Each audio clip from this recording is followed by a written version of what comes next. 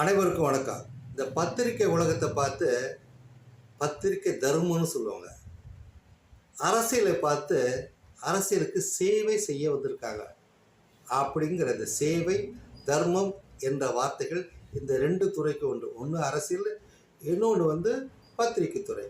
இன்றைக்கி பத்திரிக்கை துறைகள் ஊடகத்துறையாக மாறி வலைதளங்கள் ஊடகங்கள் அதிகமாக வந்த காலகட்டத்தில் ஒரு சிலர் பேர் இதை தவறாக பயன்படுத்தி அவர் பேரையும் புகழையும் பெற்று எல்லாவற்றுக்கும் மேலாக பணத்தை கோடி கோடியாக சேர்க்க வேண்டும் என்ற ஒரே காரணத்துக்காக அவதூறுகளை பரப்பி பத்திரிகை தர்மத்தை உடைத்து அவர்கள் செய்கின்ற காரியத்தால் அவர்கள் குற்றவாளியாக கருதப்படுகிறார்கள் என்பதை நாம் முதலில் உணர்ந்து இளைஞர்கள் முதலில் உணர வேண்டும் என்பதை நான் கேட்டுக்கொள்கிறேன்.